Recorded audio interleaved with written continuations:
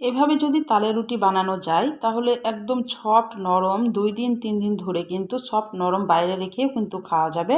কখনোই কড়া হবে না বা একদম শক্ত হয়ে যাবে না। আমি একদম সহজভাবে তালের রুটিটা তৈরি করে দেখাবো। যদিও এখন তালের সিজন না, ফ্রোজেন করা তো অনেক তাল থাকে অনেকের। এভাবে রুটিটা একবার হলেও বানিয়ে খেয়ে দেখতে পারুন। এটা পিঠা হিসাবেও কিন্তু খাওয়া যায় শীতের টাইমে। আসসালামু আলাইকুম, হ্যালো বন্ধুরা, আপনারা কেমন আছেন? আশা করি আপনারা ভালো আছেন। আমি আলহামদুলিল্লাহ ভালো আছি। আমার শখের কিচেনে আপনাদের সবাইকে স্বাগতম। প্রতিদিনের মতো আবার একটি রেসিপি নিয়ে এসেছি, তালের রুটি। আমি এখানে কড়াই নিয়েছি। কড়াইয়ের পরে আমি তালের পাল্পটা দিয়ে দিলাম। তালের যে রসটা বের করা হয় আমরা পাল্প বলি, অনেকে রস বলে। এটাকে এখন আমি একটু জাল করে নিব, একটু শক্ত করে নিব। গায়ে যদি একটু পানি থাকে সেটাকে শুকিয়ে নিব আগে।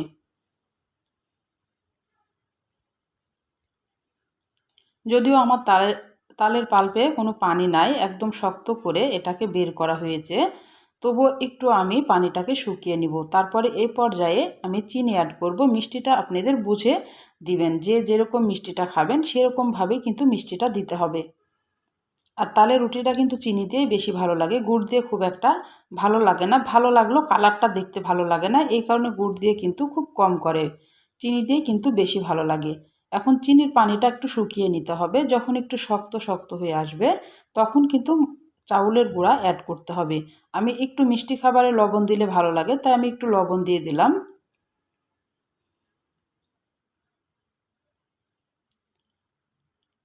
একবারে যখন শুকনো হয়ে আসবে তখন চাউলের গুঁড়া আমি এখন অল্প অল্প করে অ্যাড করব, কিন্তু একদম লো আঁচে রাখবো।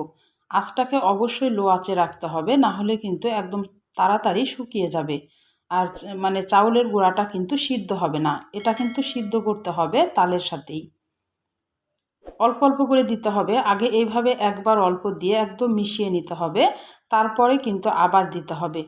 আমার হাতের দিকে লক্ষ্য করুন, তাহলেই বুঝতে পারবেন। এভাবে অল্প অল্প করে দিয়ে একদম রুটির একটা ডো যখন তৈরি করা হবে, যে রুটি এখন বানানো যাবে, সেই পর্যায়ে কিন্তু চাউলের গুঁড়াটা দেওয়া বন্ধ করে দিতে হবে। আর এটা একটু হাত দিয়ে চেক করেও দেখতে পারেন, যে যখন একটু শক্ত হয়ে আসবে তখন এই যে এরকম কড়াইয়ের গায়ে থেকে একদম উঠে আসবে, তখন কিন্তু আর চাউলের গুঁড়া দেওয়া বন্ধ করে দিতে হবে। এবার আমি নেমে সাথে সাথেই কিন্তু এটা একটু হাত দিয়ে মেখে নিতে হবে। যখন হালকা একটু ঠান্ডা হবে তখন ভালোভাবে এভাবে মথে নিতে হবে। এবার আপনাদের আমি রুটিটা তৈরি করে দেখাচ্ছি।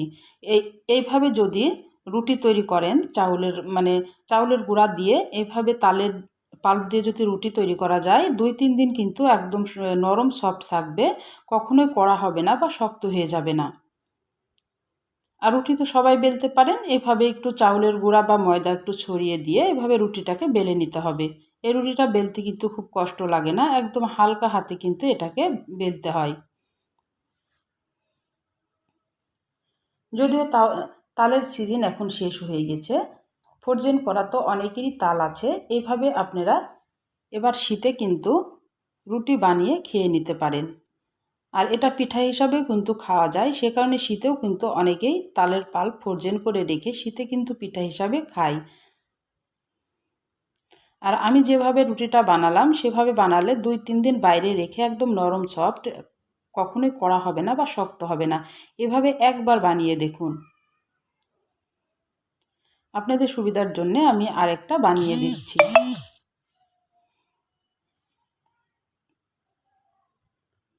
এক কথায় মানে চাউলের গুঁড়াটাকে ভালোভাবে সিদ্ধ যদি করা যায়, আস্তে একদম লো আঁচে জাল করে, তাহলে কিন্তু রুটিটা একদম নরম সফট থাকে। আর চাউলের গুঁড়াটা যদি সিদ্ধ ভালো না হয় তাহলে ঠান্ডা হওয়ার পর রুটিটা কড়া হয়ে যাবে। এবার আমি কড়াইয়ে চলে গেলাম, আমার রুটি কিন্তু বেলা হয়ে গেছে। কড়াইটা ভালোভাবে গরম করতে হবে, এখানে কিন্তু কোনো তেল বা কিছুই দেওয়া যাবে না। শুকনো খোলাতে রুটিটাকে ভেজে নিতে হবে, যে কোনো খোলাতেই এটা ভাজা যাবে, মাটির খোলাতেও কিন্তু ভাজা যাবে।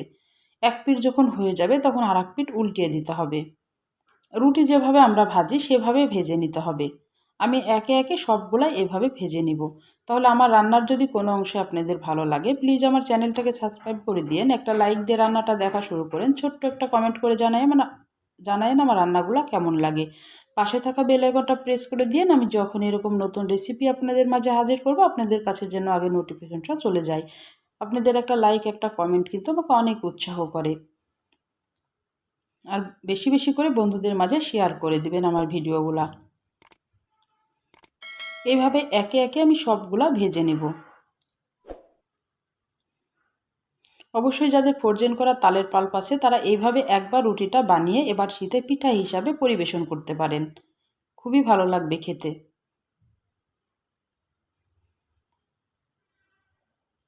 আর আমি এখানে তালের ক্ষীর দিয়ে পরিবেশন করেছি। তালের ক্ষীর দিয়ে কিন্তু এই তালের রুটিটা খুবই খেতে ভালো লাগে।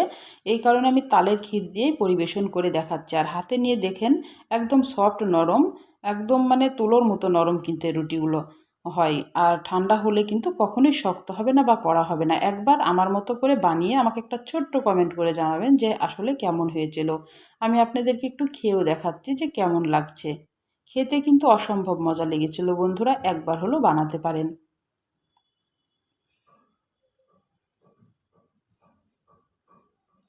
তাহলে আজকের মতো বিদায় নিচ্ছি। সুস্থ থাকবেন, ভালো থাকবেন। আবার কোনো নতুন রেসিপির সাথে হাজির হব। আল্লাহ হাফেজ।